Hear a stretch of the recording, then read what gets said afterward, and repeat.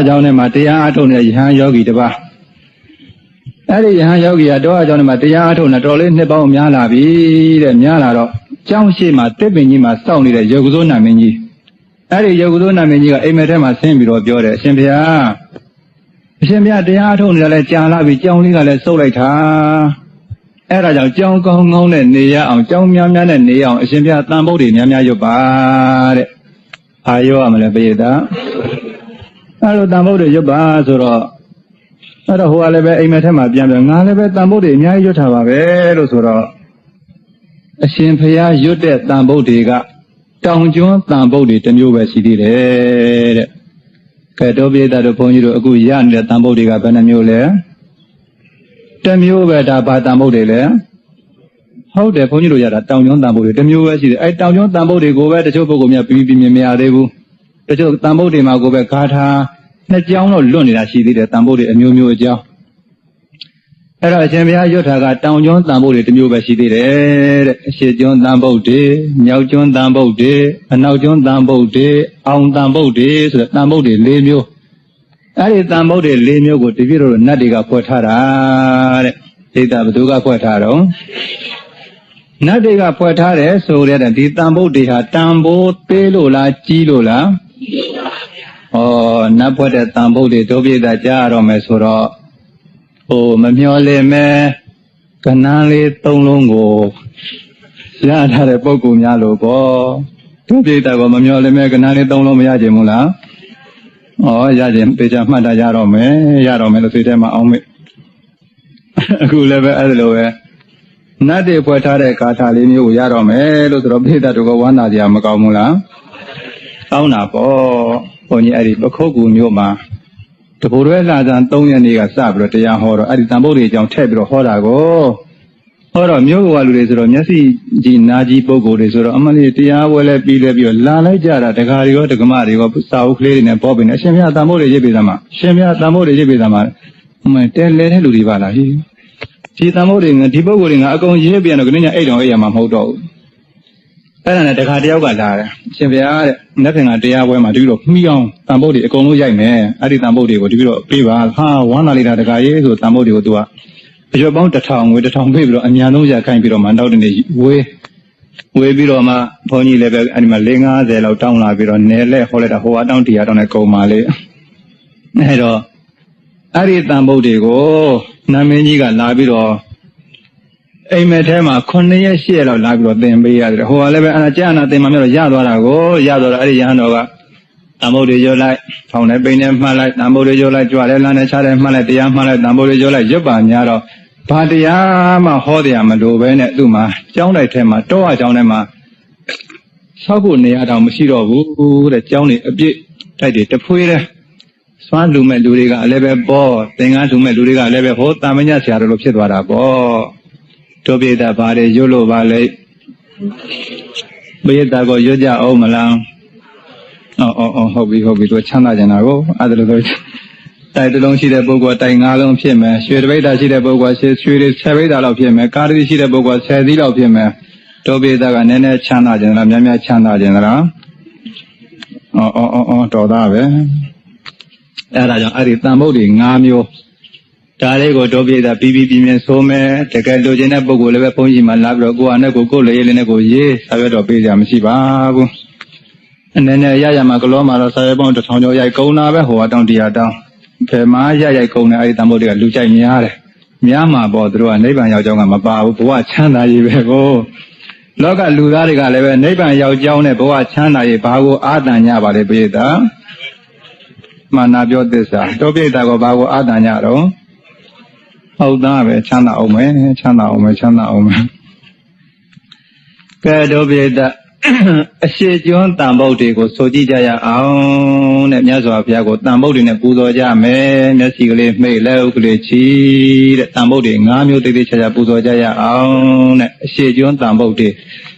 အခုအချိန်မှာအလွတ်သေးချာဆိုမယ်နောက်လူချင်းတဲ့ပုဂ္ဂိုလ်ကတန်ဖို့တွေကိုကိုယ်အနေကိုကူးပြီးတော့ယူ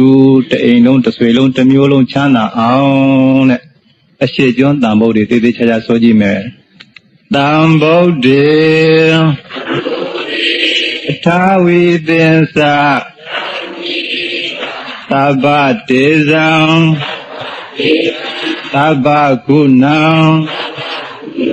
Tabba Dukham Labatu Me Saravi Sara Sarisa Sayam Pensa Buddha Mahatezam Tabinyuta Jnana Varam Tabba Tataru Tabba Bhayam Vinatantu Adetato မြောက်ကျွန်းတန်ဗုဒ္ဓကိုဆက်ပြီးတော့ပူဇော်ကြရအောင်တန်ဗုဒ္ဓေအထာဝိသင်္စပင်စတတ္တသဟတာနိဒွါဒသင်္စသဟတကေကိင္ကာယံဝါလုကာသုံးနေပရာဇိတဝါမဟာဖုံလေနမာမိသီရသမဟံတေတံဓမ္မေသသံဃေသအာဒရေနနမမဟံနာမေကာရာနုဘာဝေနဟိတဝံသဗ္ဗေဥပဒဝေအနေကအန္တရာယပိဝိနာတံတုအတေတတောအနောက်ကျွန်းတန်ဗုဒ္ဓေဆက်ပြီးတော့ပူဇော်ကြရအောင်တန်ဗုဒ္ဓေအထာဝိသင်္စဒွါဝိသင်္စဣမေဗုဒ္ဓဧကတိန္ဒသဗ္ဗေဗုဒ္ဓဒုတိန္ဒသမဟာဗုဒ္ဓပင်စဝိတာဗုဒ္ဓနိတိจิตတိန္ဒဗုဒ္ဓဘာဝနာဧတေနဗုဒ္ဓဂုဏေနဧတံဓမ္မေသသံဃေသအာဒရေနနမမဟံနာမေကာရာနုဘာဝေနဟိတဝံသဗ္ဗေဥပဒဝေအနေကအန္တရာယပိဝိနာတံတုအတေတတောနောက်ပိတ်ဆုံးအောင်တန်ဗုဒ္ဓေတဲ့ဘာလို့လို့အောင်မြင်တဲ့စီးပွားရေးကြီးပွားရေးပညာရေးနိုင်ငံရေးဘာပဲလို့အောင်မြင်တဲ့အောင်တန်ဗုဒ္ဓေတန်ဗုဒ္ဓေအထာဝိတတိမမကိစ္စတိပုရတောပင်စဗုဒ္ဓမဟာတေဇောမမတိတေနိသေတတိဒိဗ္ဗတိတံမာရခန္တုမေဇယမင်္ဂလံဧကံသဗ္ဗေပိမေနမတ္တာမိခုနေအပတ္တိပုဂ္ဂလေ အရိယာနိစ္စသဗ္ဗတံသာဝကနိစ္စသဗ္ဗတောအဲ့ဒါနတ်တွေဖွက်ထားတဲ့တန်ဖိုးတွေ၄မျိုးပါတို့ယောဂီပုဂ္ဂိုလ်များရနေကြဖြစ်တဲ့တန်ဖိုးတွေရှေ့ကတိုင်ပေးနေအချိန်တွေကြာလို့ကိုဟာကိုပဲအလွတ်ဆိုကြရအောင်မှန်ရလားပိဋကကဲရိုးရိုးတန်ဖိုးတွေဆိုကြအောင်ဆိုလိုက်တန်ဖိုးတွေအထာဝိသေသဒွါတာသေသသဟတကေပေသသတ္တသာသာနိနမာမိဣရာသမဟံအပကာဝါလုကာကေကအနန္တာနေဗုဒ္ဓသီလာတေတံဓမ္မေသသံဃေသအာတရေနာနာမမဟံနာမေကာရာနုဘာဝေနာဟိတဝါသာဘေဥပါဒဝေနေကအန္တရာယာပိဝေနာတံတုအာဒေတတောအာဒေတတောလို့ဆိုရတယ်သူကအာဒေတတောလို့ဖြစ်နေအာဒေတတောအကျွင်းမဲ့ဝါအကုန်လုံးဒါကိုဆိုလိုတယ်အဲ့ဒီတန်ဖိုးတွေရဲ့အနက်အဓိပ္ပာယ်ကိုတချို့ကနားလဲတယ်တချို့ကနားမလဲဘူးအဲ့ဒီအနက်အဓိပ္ပာယ်ပါဆိုရရင်မကောင်းဘူးလားခဏတော့တန်ဖိုးတွေနဲ့နေဝင်တော့မယ်ဘယ်နဲ့လောက်ပါကဲအနက်အဓိပ္ပာယ်အားလုံးသိအောင်တို့ပြည်သားတို့လည်းအခုလေးကြည့်ကြအောင်စို့မျက်စိကလေးမှိတ်ထားပါဆိုကြည့်ကြရအောင်အထာဝိတံသုံးပါးဘဝသုံးလောကတွင်ညာနာရောင်ဖိတ်အောင်ဘိသိက်နှင့်နှစ်ကြိမ်ရှိစုကုန်သောသံဗုဒ္ဓေသသံဆောင်ပမာဉာဏ်ရောင်ဝါဖြင့်သစ္စာပွင့်လင်းတရားမင်းတို့ကို၎င်းဝါဒသင်္စသဟတကေနိဗ္ဗာန်ကိန်းအောင်သမွေလျောင်းသည်12000ကုန်သောသံဗုဒ္ဓေသလာယောင်ပမာဉာဏ်ရောင်ဝါဖြင့်သစ္စာလင်းပြောင်းမြတ်ဖုံးကောင်တို့ကို၎င်းသင်္စတတ္တသဟတာနိသောင်းတိုက်စကြဝဠာဂုံဝါရောင်ရှိန်ငါသိန်းကုန်သောသံဗုဒ္ဓေသနေရောင်ပမာဉာဏ်ရောင်ဝါဖြင့်သစ္စာလင်းထိန်မြတ်မှုနေတို့ကို၎င်းအဟံဘယတပိတော်သည်သီရတာဥခေါယရဏမြတ်အင်္ဂါဖြင့်နမာမိပြေခောပါ၏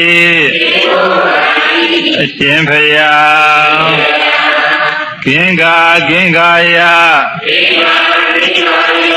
ကင်္ဂါမြေတွင်၌ဝါလူကာရှိကြကုန်သောသေတို့သည်အပကာနေကြကုန်သေး၏နေဗုဒ္ဓဘုံဇာသိမ့်၍ ရေတော်မူကြကုန်ပြီးသောသီနာနောက်ရှက်ဖန်လာမင်္ဂဗျာကိုအရိယာမေဘုံရောင်ဆက်ဖြင့်ချိုးပြက်လွယ်ကူအောင်တော်မူသောဘုရားရှင်ပေါင်းတို့ကအနန္တာ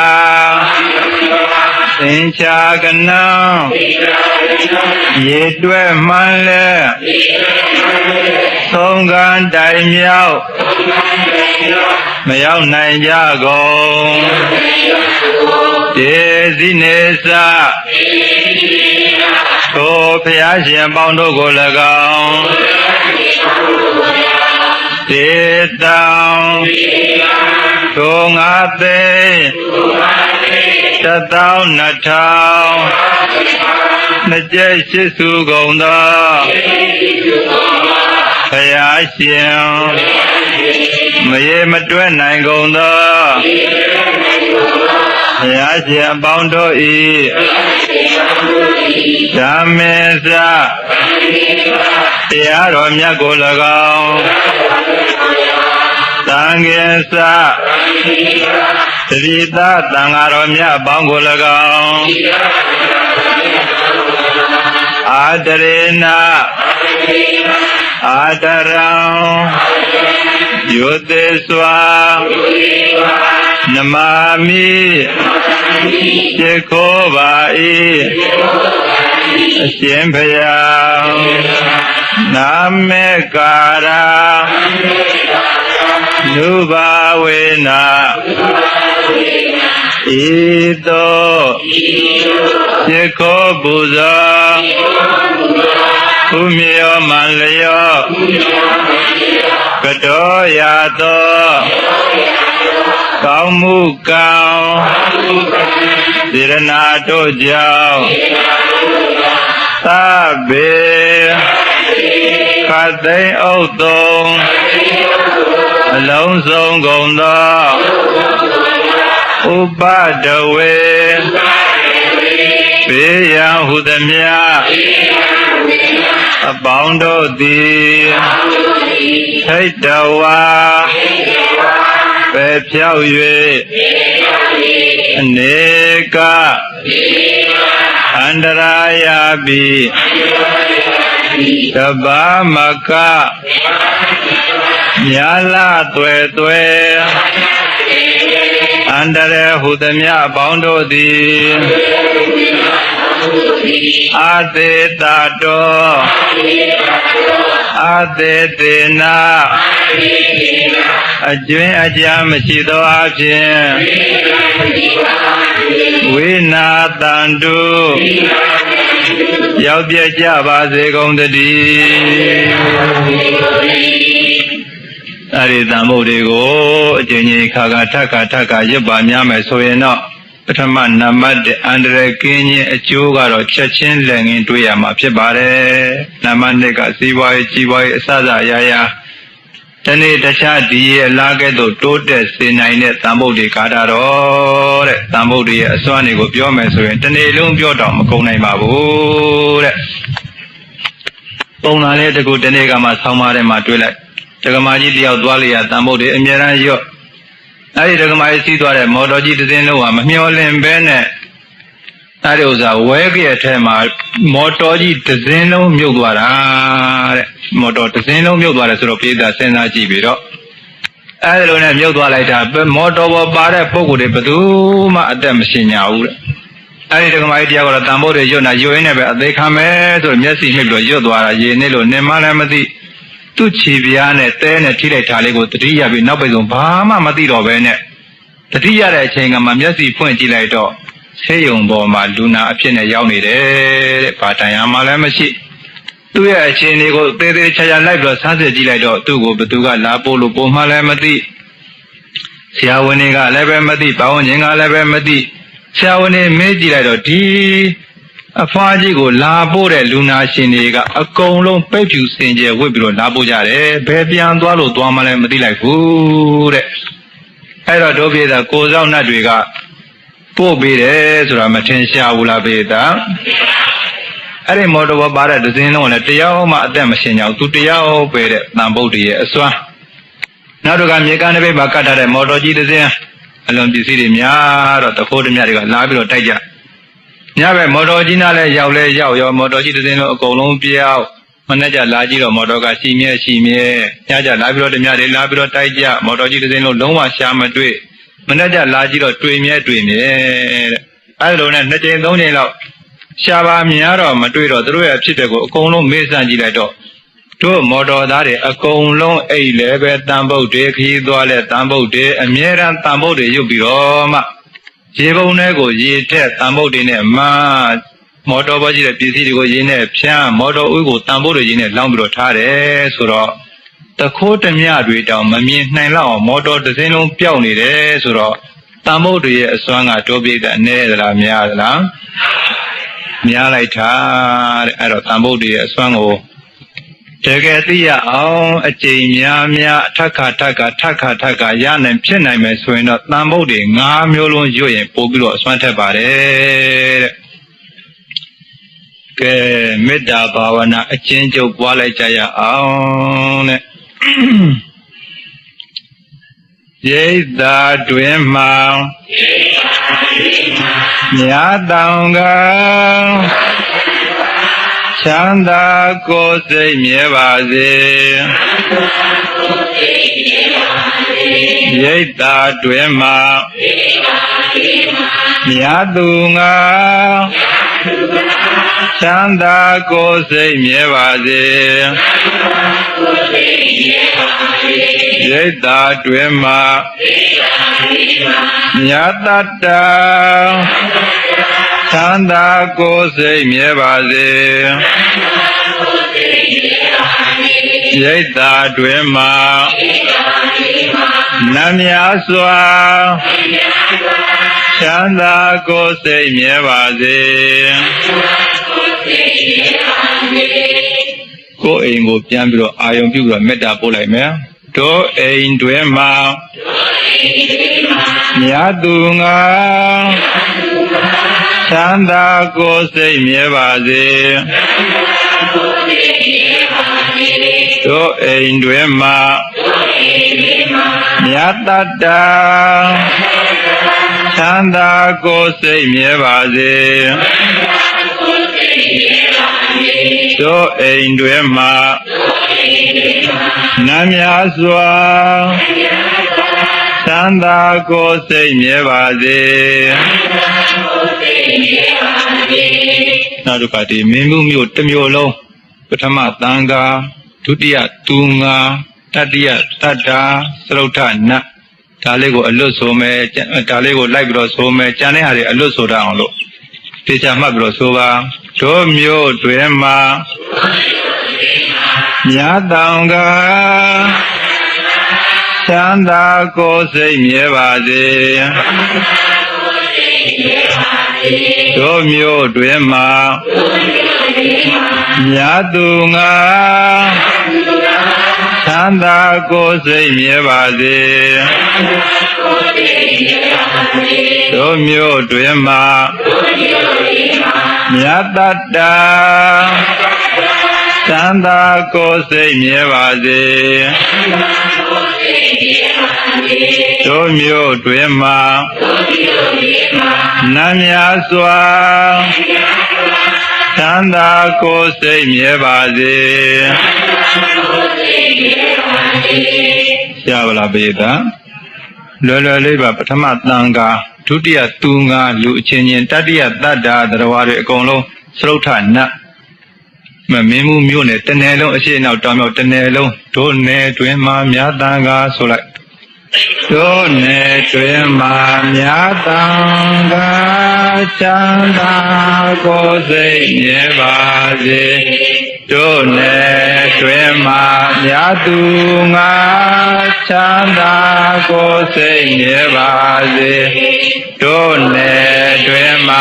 မြတ်တာချမ်းသာကိုယ်စိတ်မြဲပါစေတို့နယ်တွင်မှာနတ်များစွာချမ်းသာကိုယ်စိတ်မြဲပါစေမြန်မာပြည်တစ်ပြည်လုံးတို့ပြည်တွင်မှာမြတ်တန်ခါဆိုလိုက်တို့ပြည်တွင်မှာမြတ်တန်ခါချမ်းသာကိုယ်စိတ်မြဲပါစေတို့ပြည်တွင်မှာမြတ်သူငါချမ်းသာကိုယ်စိတ်မြဲပါစေတို့ပြည်တွင်မှာမြတ်တာချမ်းသာကိုယ်စိတ်မြဲပါစေတို့ပြည်တွင်မှာနတ်များစွာချမ်းသာကိုယ်စိတ်မြဲပါစေတစ်ကမ္ဘာလုံးမှာမြတ်တန်ခါ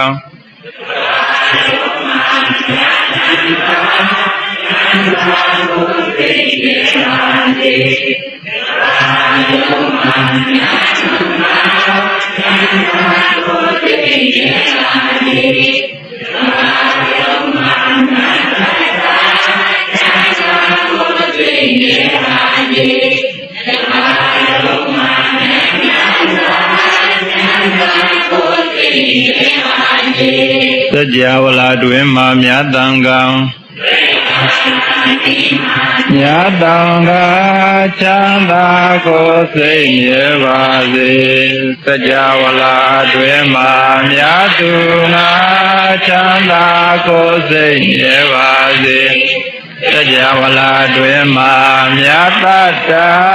ချမ်းသာကိုယ်စိတ်မြဲပါစေ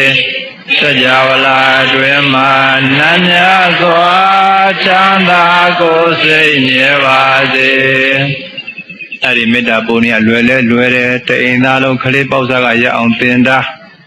အဲ့ဒီမေတ္တာပုံကြီးကမုန်းကြီးဆရာတော်ဘုရားရဲ့မေတ္တာပုံကြီးအဲ့ဒီဆရာတော်ဘုရားရဲ့အခုပုံစံတိုင်းမေတ္တာပို့ပါများတော့ဂျပန်နဲ့အင်္ဂလိပ်တွေကြည်ကြခတ်ကြတော့လူတွေကကြောက်လုံးအားကြီးလို့ထွက်ပြေးကြသူကတော့ဈဉ္ညာရှောင်နေအဲ့ဒါလိုမေတ္တာပို့နေတာတေများဘုံစံကြီးတွေကြောင်းထဲကြလာတယ်တဲ့ရှင်းပွက်တဲ့ခဲကြတယ်လို့လုံးဝမပေါက်ပါဘူးပိဿာ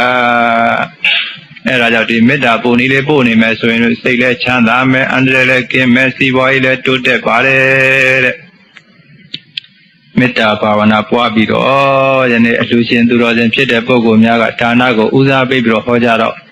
ဒါနကိုဦးစားပေးပြီးတော့အလုပ်လုပ်ကြလို့ဒါနကြောင့်လည်းပါရအောင်သီလကြောင့်လေးကလည်းနည်းနည်းကျဉ်းဘာဝနာကြောင့်လည်းပါရအောင်တို့ပြည်သားအဲ့လိုလေးစုံစုံလေးဟောရရင်မကောင်းဘူးလားဒါနရောသီလရောဘာဝနာရောဆိုရင်တော့တို့ပြည်သားညနေ6 နာရီပြီးခြင်းမှပြီးမယ်နောက်ကဓမ္မကြီးတဲ့တရားပဲမပြီးခင်ထားပြီးတော့ပြန်ညာအောင်မလား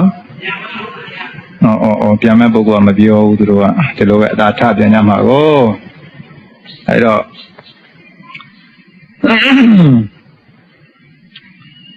ဒါနကြောင့်လည်းပါရအောင်လို့ပိဋကတို့တည်ပြီးသားဖြစ်တဲ့တရားလေးတွေကိုပြီးပဲဆက်ကဟောကြားနာကြရအောင်တဲ့သိခံပြီးတော့မှအနေငယ်လေး45 မိနစ်တနာရီနီးလောက်ဟောမှာပါအကြာကြီးမဟောပါဘူးတဲ့သာရေသာရမတိနောသာရေသာသာရတတိနောဧသာရနာတိကိသန္တိမိစ္ဆာသင်္ကပ္ပခောစရံအာသာရေအနိတ္တရအခိုင်မာမရှိတဲ့စီးပွားဥစ္စာကိုခန္ဓာအသက်ယဟန်တော်များအတွက်လေးပြားပစ္စည်းလတ်လာပါတဲ့၌သာရမတိနောအကာတွေကိုအနှစ်ထင်၍နေကြပါပေကုန်၏တေတောအနှစ်ကိုအကာထင်အကာကိုအနှစ်ထင်၍နေကြကုန်သောယဟန်ရှင်လူပြည်သူခပင်းတို့သည်မိစ္ဆာသင်္ကပ္ပခောစရံမိစ္ဆာဝိတ္တလင်တင်စေစရာအကြံရှိကြကုန်သည်ဖြစ်၍သာရအနှစ်၄ပါးသာရတရားကိုနာတိကိသန္တိမုတ်ချပိုင်မရရှိနိုင်ကြလေကုန်တည်း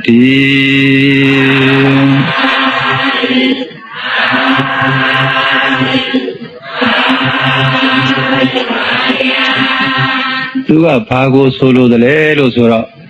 စီးပွားဥစ္စာကတစ်မျိုးကိုခန္ဓာကတစ်မျိုးအသက်ကတစ်မျိုးတဲ့ပစ္စည်းရဲ့ရုပ်တရားရဲ့နာမ်တရားရဲ့၃မျိုးအဲ့ဒါကိုတိပိဋကဆရာတော်ဘုရားကြီးကပိုးပြီးတော့အမြင်ကျဲတော့သူကဘာကိုထပ်ပြီးတော့ဆိုထားတယ်လဲလို့ဆိုတော့ တန်ဃာတော်ရှင်များများကလည်းပဲစွမ်းတွေကိုလည်းပဲအကောင့်ထင်းမမောကြသင်္ကန်းတွေကိုလည်းပဲအကောင့်ထင်းမမောကြကျောင်းတွေကိုလည်းအကောင့်ထင်းမမောကြဆေးတွေကိုလည်းအကောင့်ထင်းပြီးတော့မမောကြလို့စွမ်းသင်္ကန်းကျောင်းဆေးတွေနဲ့ပဲလုံးလိုက်ပြီးတော့ဒီလိုနဲ့ပဲအသက်80 90နဲ့ပြန်တော်မူသွားတဲ့ဆရာတော်တွေတို့မြန်မာပြည်မှာတို့ပြည်သားနဲသလားများသလားမှန်နေကြသလားမှားနေကြသလားမှားနေကြတာဒါလေးကိုတိပိဋကဆရာတော်ဘုရားကြီးကအမြင်မှရသေးခြင်းလို့တန်ဃာတော်ရှင်များများလည်းပဲစွမ်းသင်္ကန်းကျောင်းစင်းနဲ့လမ်းဆုံးမနေပါနဲ့တဲ့မှန်လားပိဋကပညာရှိမျက်စိနဲ့ကြည့်လိုက်မယ်ဆိုရင်အကာတရားတွေလားအနှစ်တရားတွေလားအဲ့ဒီအကာတရားတွေကိုနှစ်သက်မြတ်နိုးနေကြတဲ့လူသားတွေကလည်းပဲတူတလီလားတစ်ကမ္ဘာလုံးလားအဲ့လိုတစ်ကမ္ဘာလုံးကအကာတရားတွေနဲ့အချိန်ကုန်နေကြတော့တို့ပြိတ္တအကာတရားဆိုတာကခိုင်မြဲတဲ့သဘောလားပျက်စီးတဲ့သဘောလားပျက်စီးတတ်တဲ့အကာတရားတွေကိုသူပဲငါပဲအထင်လွဲပြီးตายနှစ်သက်နေကြမယ်ဆိုရင်ဖြင့်တို့ပြိတ္တဘဝတန်ត្រာကြီးတဲ့ကကိုလွတ်နိုင်ပါဦးမလားအဲ့ဒါကြောင့်တို့တရားနာပြိတ္တပေါင်းသူတော်ကောင်းတွေကညာမျက်စိနဲ့ကြည့်ကြမယ်ဆိုရင်အကာကိုယူကြမှာလားအနှစ်ကိုယူကြမှာလားမှန်လိုက်တာပြိတ္တရဲ့အနှစ်များတို့ပြိတ္တပိုးစားလို့ရရဲ့လားပိုးကောင်းတွေဝါနိုင်ရဲ့လားဝါရင်လည်းသူတို့သွားတယ်ကြိုးကုန်မယ်တဲ့ဘယ်လိုလဲဆိုတော့တို့ပြိတ္တစဉ်းစားကြည့်ပါရှားပင်လေးတစ်ပင်ကိုခုတ်ပြီးတော့တိုင်လေးစိုက်ကြာပါများတော့တဖြည်းဖြည်းရှားပင်ရဲ့အကာလေးတွေကိုဘယ်သူတွေကစားပစ်တယ်အမာသာအနှစ်ဆိုတဲ့နီနီရဲရဲလေးကိုပိုးတွေဝါနိုင်ရဲ့လားမဝါနိုင်ဘူးဝါရင်လည်းဒီပိုးသိမှာပဲအဲ့ဒါကြောင့်ဒါလေးကိုသိစေခြင်းလို့စီဝါရေးကြီးပွားရေးလို့ခေါ်ဆိုရတဲ့ဒုပိသတ်တို့ရှားပွဲစုဆောင်ထားတဲ့ရွှေငွေတွေကြောက်တံပရများတွေဆန်းသဘာတွေအိမ်တွေရာတွေစတဲ့အသက်ရှိနေတဲ့ပစ္စည်းတွေကအကာလို့ခေါ်ရမှာလားအနှစ်လို့ခေါ်ရမှာလားအဲဒီအကာတရားတွေကိုအကာတရားမှသိပါလျက်နဲ့အနှစ်လို့ထင်ပြီးတော့မှမိမိပစ္စည်းလေးတွေနဲ့နှစ်ပေါ်သဘောကျနှစ်သက်နေမယ်ဆိုရင်ပညာရှိလို့ခေါ်ရမှာလားပညာမဲ့လို့ခေါ်ရမှာလားအဲ့ဒါကြောင့်ပညာရှိဖြစ်ခြင်းရင်အကာကနေအနှစ်ထုတ်အောင်ကြိုးစားရမယ်မှန်လားပိဋကအဲ့တော့ပစ္စည်းတွေကဘယ်လိုလဲလို့ဆိုရင်ပြတို့ဘုရားလောင်းတကူသောဘဝမိမိအိမ်ရှိမှမန္တကြီးကတခုမြို့လေကောင်းမှမန္တကြီးကတခုအရက်လေးမြတ်မှာတကားလေးပေါက်မှာမန္တကြီးတွေက၄ခုလို့ဆိုတော့ဒုပိတ္တအလှပေးနေတဲ့မန္တကြီးတွေဘယ်နှခုဆောက်ထားတယ်အဲ့လို6ခုမှလည်းပဲတစ်ခုကိုတနေ့ကို3သိန်းကုန်ဆိုတော့တနေ့ကို6သိန်းကုန်လှူနေတယ်တို့ဘုရားလောင်းဘယ်လောက်လှူနေပါလဲအဲ့လိုလှူနေတယ်ဆိုတာကတို့ပြိတ္တအကာတဲကနေဘာထုတ်တာနဲ့တူပါလေမှန်လိုက်တာပိဋကရေတို့တရားနာပိဋကပေါင်းသူတော်ကောင်းတို့လည်းပဲရိတ်သားဌာနအသီးသီးမှာလာပြီးတော့မှအကာတဲကအနှစ်တည်းမထုတ်ကြပေဘူးလားစွမ်းဆိုရင်လည်းလူတဲ့သင်္ကန်းဆိုရင်လည်းလူတဲ့ကျောင်းဆိုရင်လည်းလူတဲ့အလောက်အဆောက်အဦရေစက်စသည်ဖြင့်မိမိစွမ်းနိုင်သမျှငါးကြ30တရား200 1000 2000 3သိန်း2သိန်းအဲလိုလှူဒါန်းနေတယ်ဆိုတာကမခိုင်မာတဲ့အကာကနေခိုင်မာတဲ့အနှစ်ဖြစ်အောင်ဖန်တီးလိုက်တဲ့ပညာရှိသူတော်စင်မှန်လားပိဋကတို့ဘုရားလောင်းသူတော်ကောင်းကလည်းပဲတို့ပိဋကမိမိမှရှိတဲ့ပစ္စည်းတွေကိုနှမျောတွန့်တိုခြင်းမရှိဘဲနဲ့ဒီနေ့ကိုဘလောက်ဖို့လှူပါလေတို့ပိဋကကဘလောက်ဖို့လှူနေတယ်6သိန်းမိုးပါဖျံကဲထားလိုက်ပါစို့အဲလိုနေစေအကာတွေကအနှစ်ထုတ်နေတဲ့သူတော်ကောင်းကြီး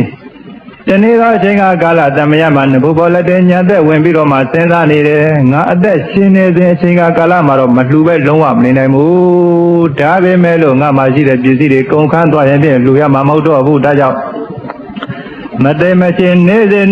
လှူနိုင်အောင်ဆိုတဲ့ရည်ရွယ်ချက်နဲ့တို့ပိဋကမိမိမှရှိနေတဲ့ပစ္စည်းတွေတဲ့တနေ့တခြားဒီရလာကဲ့သို့တိုးတက်လာအောင်ဆိုတဲ့ရည်ရွယ်ချက်ကိုဘေးပဲထားလို့နေ့စဉ်လူနိုင်အောင်ဆိုတဲ့ရည်ရွယ်ချက်နဲ့စီးပွားရှာအောင်မယ်။ဘာလို့ပါလဲ။ သူဘုရားလောင်းစီဝါရှာထွက်မှာကဒုပိဋကချမ်းသာခြင်းလို့ရှာမာလားလှူခြင်းလို့ရှာမာလားတို့တရားနာပိဋကတဲ့နေ့စဉ်ရောင်းဝယ်ဖောက်ကရှားဖွေးနေတာကလှူဖို့ရှာသလားချမ်းသာခြင်းလို့ရှာသလားမှန်တာပြောသစ္စာချမ်းသာခြင်းလို့ရှာတာမှန်ရင်လားပိဋကအဲလိုချမ်းသာခြင်းလို့ရှာနေတဲ့ရည်ရွယ်ချက်ကလောဘဥစည်းတယ်ဘာဥစည်းပါလဲကုသိုလ်လားအကုသိုလ်လားလူနေအောင်ရှာမယ်ဆိုတာကကုသိုလ်ဆန္ဒဘာခေါ်ပါလဲကုသိုလ်ဆန္ဒဆိုတော့သူ့မှာအကုသိုလ်မကင်းဘူးလားအကုသိုလ်ကင်းလိုက်တဲ့သူတော်ကောင်းကြီးတဲ့နောက်တစ်ခုတို့ဖျားလာဟောတခုသောအချိန်ကာလတမယစီတုန်းကတော်ထဲမှာရာထွန်ရာလှုပ်စားရပါတဲ့တောင်သူဦးကြီးတယောက်ဖြစ်ခဲ့ပါသည်သူ့ရဲ့ရာထွန်နေကြရာကွက်ကြီးကလည်းပဲအရင်တုန်းကဒီနေရာမှာတထေကြီးတွေတထေကတော်ကြီးတွေနေသွားကြတဲ့နေရာလူလည်းမလူရဲ့စားလည်းမစားရဲ့သုံးလည်းမသုံးရဲ့ပေးလည်းမပေးရဲ့အဲ့တော့မိမိမရှိနေတဲ့အကာတရားတွေကိုသူကအနှစ်ထုံနိုင်ရဲ့လားမတုံနိုင်ဘူးအကာကိုပဲသူကအကောင့်ထင်ပြီးတော့ရွှေကိုပဲရအောင်စုငွေတွေရအောင်စုအဲ့လိုနဲ့စုရင်တို့လိုပြောကြပါစို့မိမိမှာရှိနေတဲ့ရွှေတွေကိုပျောက်ပြက်မှာဆိုရင်လုံးလို့ဆိုပြီးတော့မှမြေကြီးထဲမှာမြုပ်ထားတယ်ဘယ်တဲ့မြုပ်ထားပါလဲအဲ့လိုမြေကြီးထဲမြုပ်ထားတော့တို့လိုပြောကြပါစို့အဲဒီတထေကြီးတဲ့တထေကတော်ကြီးတွေကမြေကြီးတဲ့မြုပ်ထားတဲ့ရွှေတွေကိုမှမသုံးမဆွဲရမီသူ့ရဲ့ခန္ဓာနဲ့အသက်ကဒုပိဋကမြဲရဲ့လားအဲဒီလိုမမြဲနိုင်သည့်အတွက်ပစ္စည်းနဲ့ခန္ဓာနဲ့ပစ္စည်းကအရင်စွန့်ရင်စွန့်မစွန့်ရင်ဘယ်သူကစွန့်သွားမလဲဒုပိဋကအဲဒီလိုအစွန့်ခံရတယ်ဆိုတော့ပညာရှိလို့ခေါ်ရမှာလားပညာမဲ့လို့ခေါ်ရမှာလားပညာမဲ့တဲ့ပုဂ္ဂိုလ်ကဒီလိုပေါ့ပစ္စည်းတွေထားခဲ့ပြီးသွားလေကလန်နဲ့ပဲရောက်လို့ရောက်မှလည်းမသိခဲ့ထားပါစို့အဲလိုနဲ့ပညာရှိဘုရားလောင်းသူတော်ကောင်းကြီးကနွားကြီးနဲ့ရှင်နဲ့ထွန်းကြီးနဲ့အဲ့ဒီနေရာမှာရာထွန်းပြီးတော့နေရင်နဲ့ဒုပိဋကငပြောတုံးထွန်တုံးလောက်ရှိတဲ့ရွှေတုံးကြီးတစ်တုံးကိုသွားပြီးတော့ထွန်သွားနဲ့ချင်းမိပါသည်ဘာတုံးကြီးပါလဲရွှေတုံးကြီးသွားပြီးတော့ထွန်သွားနဲ့ချင်းမိတော့တို့ဘုရားလောင်းကြီးကထွန်ဘောကအသာဆင်းပြီးတော့မြေကြီးလေးအသာရက်ကြည့်လိုက်တော့ရွှေတုံးကြီးရွှေတုံးကြီးထွန်တုံးလောက်ကြီးရှိတဲ့ပိဋကရေအဲ့ဒါတော့ထွန်တုံးလောက်ကြီးတဲ့ရွှေတုံးကြီးကိုတို့ဘုရားလောင်းဆိုတော့လောဘကတိတ်မကြီးပဲကိုပိဋကရဲ့အဲ့တော့သူ့မှာလည်းရာထုံးမို့ကလည်းအချိန်ကလည်းရှိသေးတော့အဲ့ဒီရွှေတုံးကြီးကိုမြေကြီးလေးနဲ့အသာယာဖို့ပြီးတော့မှသူကနွားကြီးတစ်ချင်းနဲ့ရှေ့ဆက်ပြီးတော့ရာခွင်းတစ်ခွင်းလုံးမပြီးမချင်းထွန်နေပါတဲ့ပိဋကရေကဲဒီနေရာမှာစဉ်းစားကြည့်ပါတို့ဒီက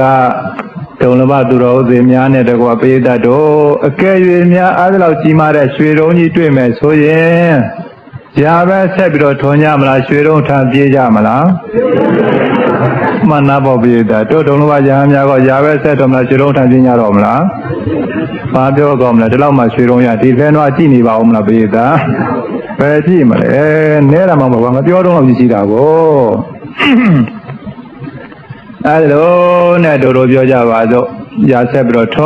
ထွန်ပြီးပြီဆိုကြမှာနွားတွေကိုအိမ်ပြန်လို့ကဲငါတယောက်တည်းရွှေတုံးထမ်းပြီးတော့ပြန်တော့မယ်ဆိုပြီးတော့မှတို့ဘုရားလောင်းကရွှေတုံးကြီးတွားပြီးတော့ဖောပြီးတော့မှကြောင်မြောင်လောင်းအောင်ကျဲငါဟဲ့ယောက်ျားဆိုအတင်းအာရမအဖျားကထမ်းလိုက်အရင်ကထမ်းလိုက်ဘယ်လိုမှထမ်းလို့လုံးဝထမ်းလို့မရဘူးတဲ့ပိဋကရေရွှေကလည်းပဲဂျပန်ရွှေလားရွှေအစ်စ်လားရွှေဆိုတော့ဘယ်လိုမှမလို့မရဘူးတဲ့ပိဋကရေအဲ့လိုမလို့မရတော့ဘုရားလောင်းကဉာဏ်ပညာလေးနဲ့ဘုရားလောင်းဆိုတော့သူများခေါ်ရင်လည်းပဲအခါသနာတွေပေးနေရအောင်ပါကိုအဲ့တော့ရွှေတုံးကြီးကငါထားလို့မရချင်းပြီးပင်လေငါနဲ့မထိုက်ဘူးနဲ့တူတယ်အဲ့တော့မထိုက်တဲ့ရွှေတုံးကိုထိုက်အောင်လုပ်မယ်ပညာရှိကဘယ်လိုလုပ်မလဲလို့ဆိုတော့ရွှေတုံးကြီးကိုသူကဓာတ်နဲ့မဟုတ်လက်ကလေးနဲ့စိတ်နဲ့မှန်းပြီးတော့မှ၄ပိုင်းမလို့ဘယ်နှပိုင်းမလဲ၄ပိုင်းလက်ကလေးနဲ့အပေါ်ကနေဖြည်းဖြည်းလေးကင်ပြီးတော့မပိုင်းပြီးတော့ဘယ်လိုပိုင်းလိုက်တယ်လဲလို့ဆိုတော့ဒီဘက်ပထမတစ်ပိုင်းကလူမယ်တဲ့ပထမတစ်ပိုင်းကဘာလုပ်မလဲ အဲ့ဒီဒုတိယတစ်ပိုင်းကစားမယ်တဲ့ဒုတိယတစ်ပိုင်းကအဲ့ဒီတတိယတစ်ပိုင်းကတော့တို့အိမ်တော်ပရိဘောကအသုံးဆောင်တွေဝယ်ဖို့ရသုံးမယ်တဲ့တတိယတစ်ပိုင်းကသုံးပါတယ်အဲ့ဒီသရုပ်ထတစ်ပိုင်းကတော့တုံးလုံးစားတဲ့သရုပ်ထတစ်ပိုင်းကတုံးလုံးစားဆိုတော့အဲ့ရထဲမှာစားရမှာလားအသက်ကြီးရင်စားဖို့ပါပရိသတ်ရေတို့ဘယ်နှပိုင်းပိုင်းလိုက်တော့ပထမတစ်ပိုင်းကဘာလုပ်မယ်ဒုတိယတစ်ပိုင်းကဘာလုပ်မယ်တတိယတစ်ပိုင်းကဘာလုပ်မယ်သုံးဆောင်ပေါ်အိမ်တော်ပရိဘောကပစ္စည်းတွေဗီဒီယိုတို့ TV တို့ကက်ဆက်တို့ရေဒီယိုတို့အိမ်မှာအကြကြနာရေကက်တက်တာတို့နောက်ပြီးတော့တီရီဒုံတို့ join တို့စုံလို့ပေါ့လေအိမ်မှာသုံးဖို့ပစ္စည်းတွေအဲ့ဒါတွေသုံးဖို့ရအဲ့တော့သရုပ်ထတစ်ပိုင်းကဘာလုပ်မယ်တုံးလုံးစာခြံထားရမှာနောက်အသက်ကြီးရင်စားဖို့သားသမီးတွေမကြွေးချက်မကြည့်ရင်စားဖို့ဒုဗေဒဒါလေးကိုအမှားရအောင်ဆိုကြည့်မယ်လူလဲလူစားလဲစားသုံးလဲသုံးထားလဲထားလူလဲလူစားလဲစားသုံးလဲသုံးထားလဲထားဆိုကြည့်လိုက်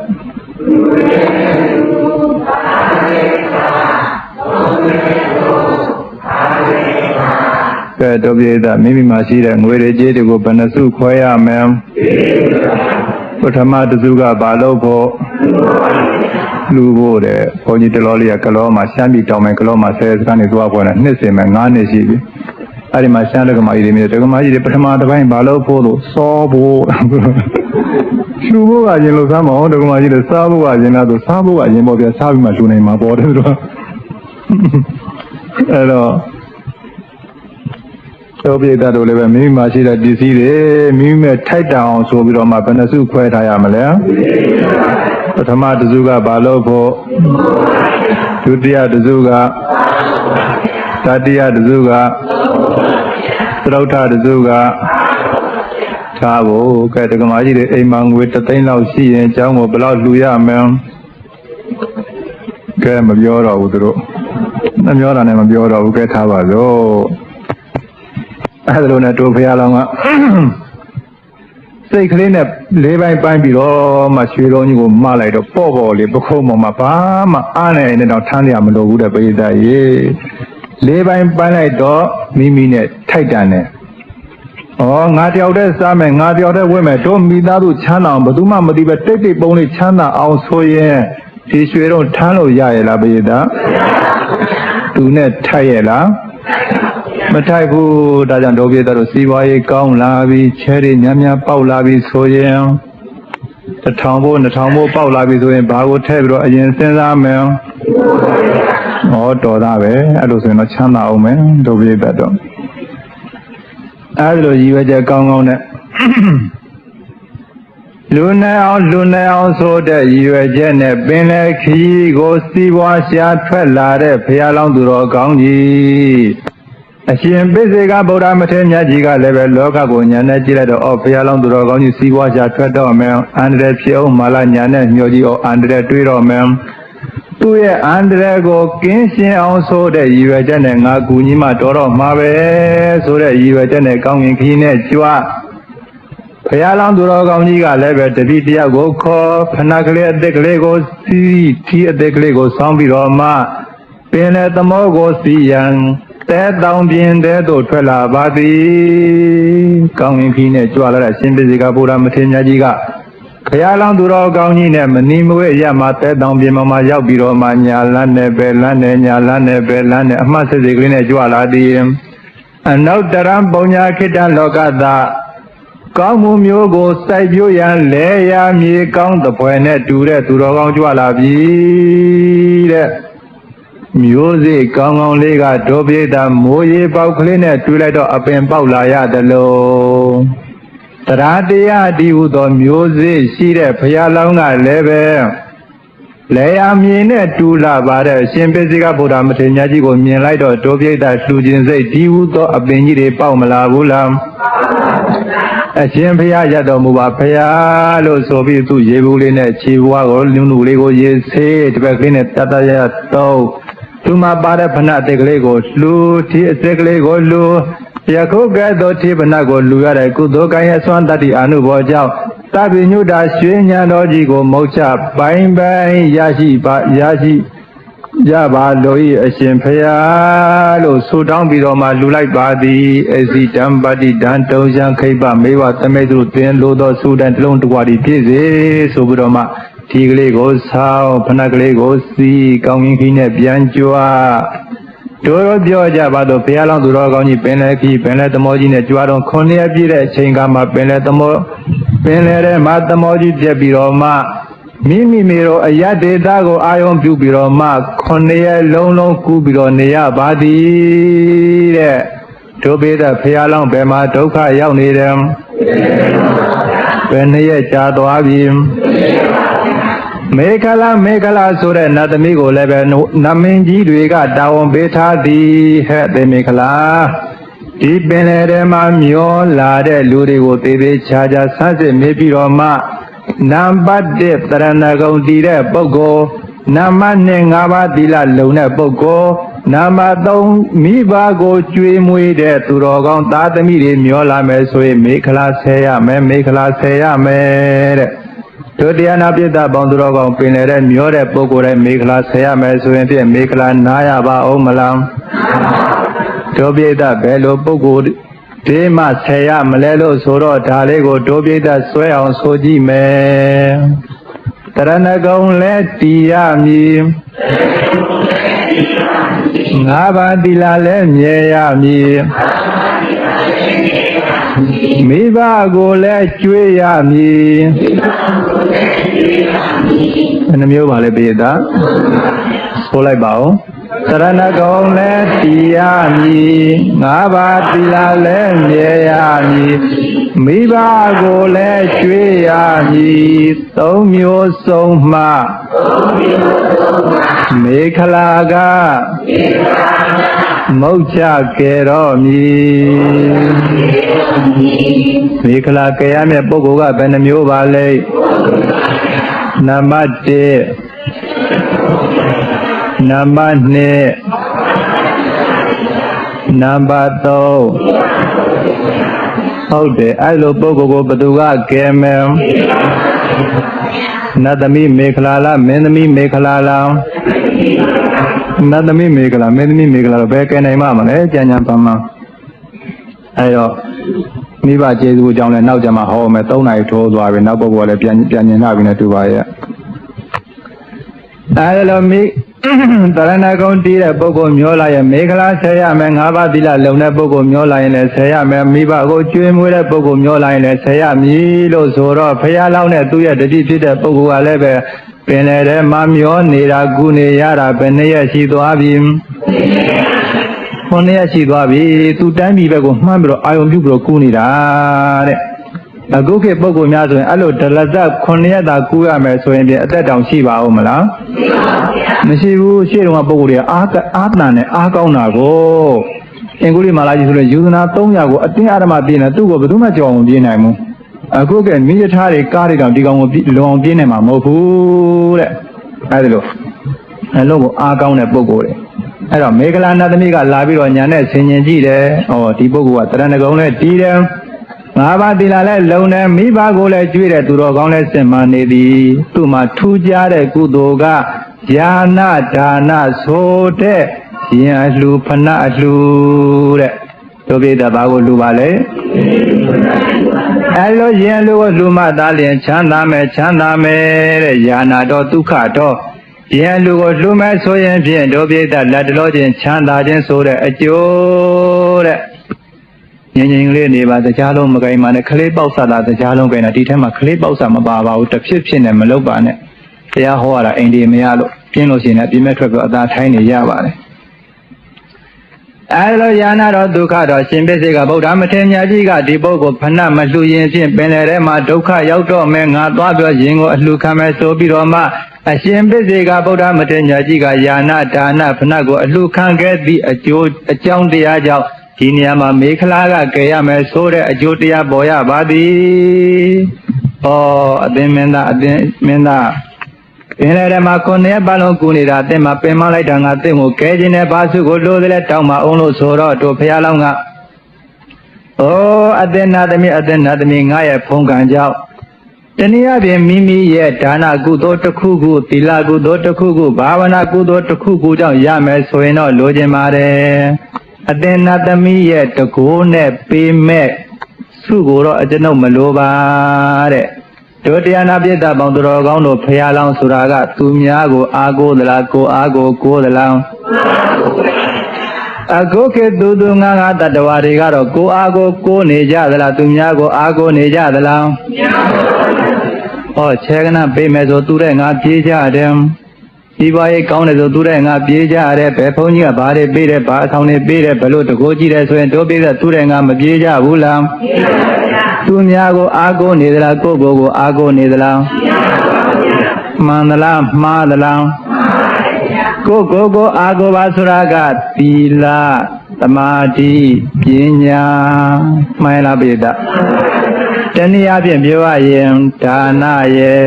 သီလရဲ့ဘာဝနာရဲ့တနည်းအားဖြင့်ပြောရမယ်ဆိုရင်ဖြင့်ဘုရားရဲ့တရားရဲ့သံဃာရဲ့ဒါကိုအောက်ကိုကိုးတဲ့ပုဂ္ဂိုလ်တွေမှန်လားပိဋကတို့ဘုရားလောင်းသူတော်ကောင်းကလည်းပဲမိမိရဲ့အစွမ်းတတ္တိကြောင့်ရမယ်ဆိုရင်ဖြင့်လိုချင်ပါတယ်အသင်နတ်သမီးရဲ့တကိုးနဲ့ဖန်ဆင်းပေးမယ်ဆိုရင်ဖြင့်ခြေကနန်းလည်းမလိုချင်ပါဘူးဘာမှလည်းမလိုချင်ပါဘူးအသင်နတ်သမီးရဲ့လို့ဆိုတော့အသင်မင်းသားကိုယ်တိုင်အရှင်ပိစိကဗုဒ္ဓမထေရမြတ်ကြီးကိုယာနာဒါနဖဏလူလှူဒန်းလာခဲ့သည့်ကုသိုလ်ကြောင့်ရမဲ့အကျိုးတရားပါလို့ဆိုတော့အသင်နတ်သမီးကပြောတာကဆင်ကိုလိုသလားမြင်းကိုလိုသလားရွှေငွေကိုပဲလိုချင်သလားပရမယရဏကိုလိုချင်သလားမြို့သမီးယရဏကညာကိုလိုချင်သလားရဲ့လို့အချင်းချင်းခါပြောလိုက်တာကျန်ညာဖမှန်ကွယ်ရေတဲ့နှစ်ဒုက္ခရောက်နေတဲ့ပုဂ္ဂိုလ်ဆင်ရလည်းပဲအကုန်လုံးနှစ်ကုန်သေးမှာပဲရွှေတွေငွေတွေရလဲနှစ်ကုန်သေးမှာပဲငါဘာမှမလိုချင်ဘူးငါလိုချင်တာကရေတစ်ပေါက်မှမဝယ်နိုင်တဲ့လေကြီးတစ်စင်း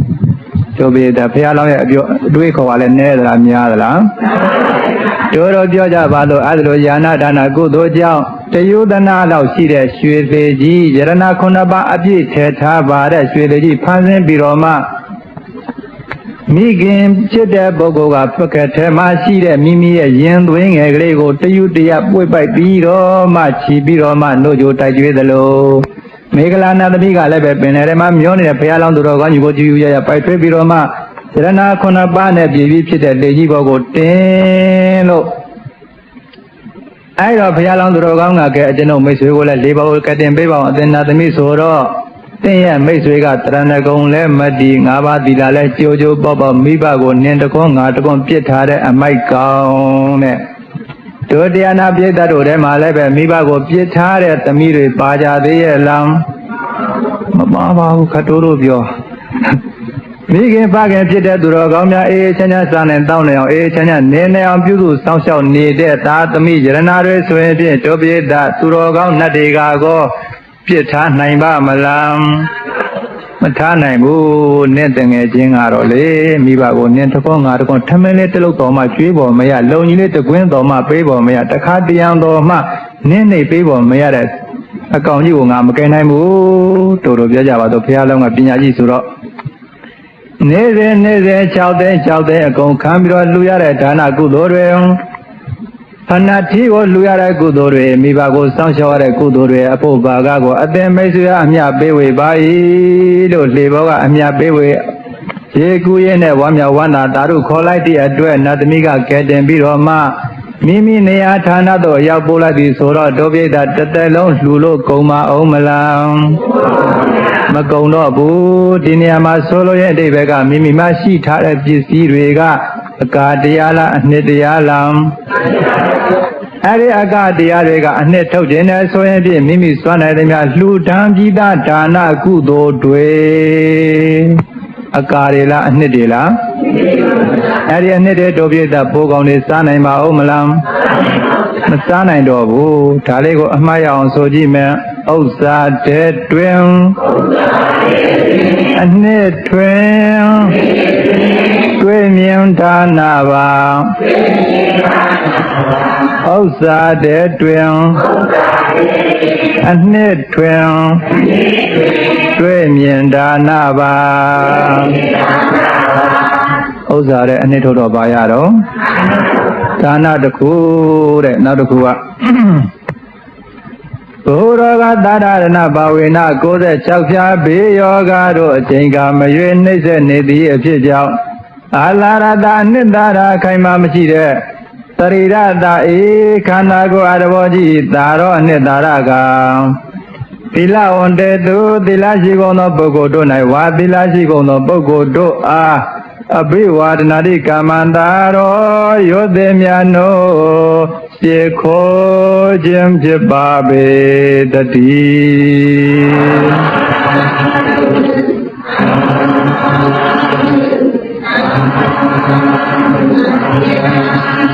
ဒီ96ပြပြီးရောကတဲ့အနှိမ့်ဆက်ခံနေရတဲ့ခန္ဓာကိုယ်ကြီးကိုဒီတိုင်းထားမယ်ဆိုရင်ဖြင့်အနှစ်တွေရနေသလားအကာတွေရှိနေသလားအကားရရှိနေတယ်အခုတရားနာပြည့်တတ်ပေါင်းသူတော်ကောင်းတွေက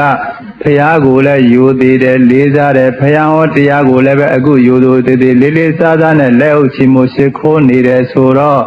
ခန္ဓာဒီဟုသောအကားတွေကအနှစ်တရားထုတ်တာနဲ့မတူဘူးလားအဲ့ဒါယူသေးသေးတရားနာတဲ့ပုဂ္ဂိုလ်ကအကာရနေသလားအနှစ်ရနေသလားမယောမသိမလဲမစတောင်ကန်မြောက်ကန်တောင်ပြန်မြောက်ပြန်တောင်လှုပ်မြောက်လှုပ်တောင်တွဲမြောက်တွဲတောင်ကန်မြောက်ကန်ဆိုရင်တော့တရားနာရင်နဲ့အနှစ်ရနေသလားအကာရနေသလားဟုတ်တာပေါ့ပိတတ်ရေဒါကြောင့်အဘိဝါဒနာတိကာမန္တာတော့ယောတိမြတ်တို့ရှိခိုးနေတဲ့ပုဂ္ဂိုလ်ကအနှစ်ရနေတဲ့သူတော်စင်မှန်လားပိတတ်အားဒါကြောင့်မလို့မိမိခန္ဓာကိုယ်ကြီးတွေကအနှစ်ထုတ်ခြင်းနဲ့ဆိုရင်ဖြင့်ယရဏသုံးပါးကိုရှိခိုးပါတနည်းအားဖြင့်ပြောရဖြင့်မိမိခန္ဓာကိုယ်မှာအ ਨੇ ဆုံး5ပါးသီလအဲလိုသီလစင်ကြယ်နေတဲ့ပုဂ္ဂိုလ်ကဒုပိဋကခန္ဓာတွေကအနှစ်အမြဲတမ်းထုတ်နေတာနဲ့မတူဘူးလားတူလိုက်တာ5ပါးသီလလောက်မှမလုံးဘူးချင်းကြိုက်ထားလောက်မှသီးမခံနိုင်လို့ဖြိုးကနေဖြတ်ကနေတတ်လိုက်မယ်ဆိုရင်ဒီခန္ဓာကိုယ်ကြီးကအနှစ်လို့ခေါ်ရမလားအကာလို့ခေါ်ရမလား5ပါးသီလလုံခြုံအောင်သွားရင်လာရင်နေရင်ထိုင်ရင်လည်းလုံခြုံအောင်စောင့်ထိန်နေတဲ့အခန္ဓာကအနှစ်ခန္ဓာမှန်လားပိဒါဒါကြောင့်အခုတရားနာပိဒါပေါင်းသူတော်ကောင်းတို့လည်းပဲအိမ်များရောက်သွားတဲ့အချိန်ကမှာတော့သောက်တည်သည်ဖြစ်စေမသောက်တည်သည်ဖြစ်စေမိမိတဏ္ဍာမှာ5ပါးပြည့်စည်သည်တဲ့မှန်လားပိဒါတော့